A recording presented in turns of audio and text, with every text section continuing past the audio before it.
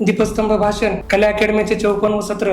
मी जेव्हा पहिल्यांदा या ठिकाणी आलो फक्त भाषण शिकणं हा माझा उद्देश होता.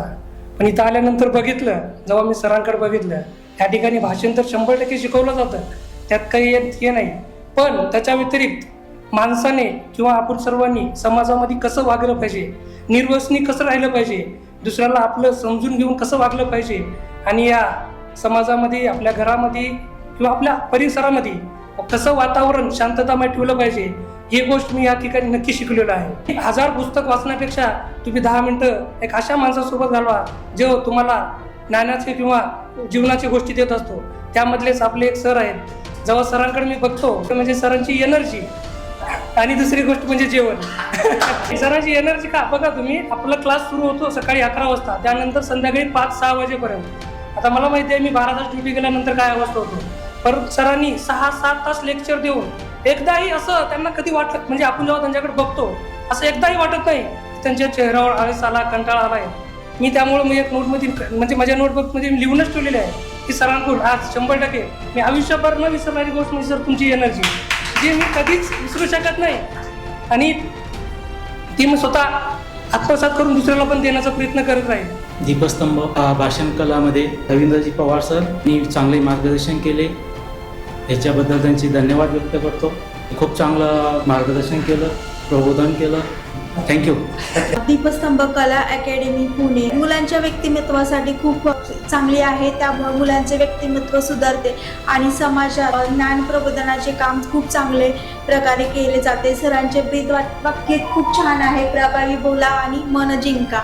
म्हणजे आपल्या प्रभावी बोलल्यामुळे एखाद्याचे मन जिंकत असेल तर त्याचे मन परिवर्तन नक्कीच होते आणि त्यामुळे एक समाजामध्ये चांगला समाज, सुसंस्कृत अशी संस्कृती, परंपरा, चालीरीती ह्या आपल्या बोलण्यामुळेच होत असतील तर ह्या खूप छान म्हणजे समाज परिवर्तनाचे काम सर करतात. जे तुम्ही ज्ञानाचे काम केले ते खूप मौल्यवान आहे सर, तुमचे खूप धन्यवाद.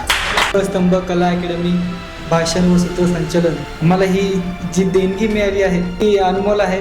खूप सुंदर मार्गदर्शन केलं आहे आणि भाषणच नाही तर पूर्ण वर्तमानाची जाणीव करून दिली. पूर्ण एक मेडिटेशन कसं करावे त्याची माहिती, या सर्व गोष्टींचं आम्हाला मार्गदर्शन सरांनी केलं आहे. खूप सुंदर, खूप छान. धन्यवाद. करोति निर्मलाधारम तुच्छ स्याति महाहर्तता. करोति निर्मलाधारम तुच्छ स्याति महाहर्तता. अंबुनव बिंदुर क्लोपे सुप्तो मुक्ता फलम भवे. याचा अर्थ असा होतो की चांगल्या गोष्टीच्या आश्रयाने तुच्छ गोष्टी सुद्धा निर्मळ बनतात. चांगल्या गोष्टीच्या आश्रयाने तुच्छ गोष्टी सुद्धा निर्मळ बनतात. जसं की सागराच्या शिंपल्यात पडलेला पावसाचा थेंब हा मोती बनत असतो. त्यामुळे नक्कीच हे क्रेडिट जाणार आहे दीपस्तंभ कला अकॅडमीचे अध्यक्ष सन्माननीय Ravindraji Pawar sir. Exactly structure fame आपली असते. अँकरिंग ह्याच्या आधी तर बऱ्याच वेळा केलेली आहे, पण ज्या पद्धतीत आपण इथे ट्रेनिंगमध्ये शिकलेलो आहोत, एकंदरीत प्रत्येक पायरी किंवा तो कॉन्फिडन्स किंवा हे सगळं साधन साहित्य कसं आपण वापरात आणून आपला वेळ सत्कारणी आपण लाभतो किंवा श्रोत्यांना बोर न होता कसा कार्यक्रम रंजकदार आणि बहरदार करता येईल हे इथे आपल्याला शिकायला मिळालं. धन्यवाद सर. 1000 चांदण्या ठेवण्यापेक्षा एक चंद्र जवळ ठेवावा, अशातलेच आपले एक सर आहे. सर तुमचे खूप खूप आभार.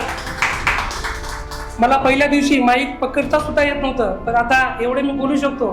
ह्याच्यामागे सरांची खूप मेहनत आहे, त्यांची तळमळ आहे, आपली पण आहे. पण काय म्हणतात 90% मेहनत 1% नशीब ही आहे, पण तसं नसतं. 50% मेहनत आणि 50% मार्गदर्शन हे 100% असतं आणि सरांचं ते मार्गदर्शन आपल्याला लाभलं, त्यामुळे आपण 2 गोष्टी इथं बोलू शकतो. सरांचं मनापासून खूप खूप आभार. धन्यवाद.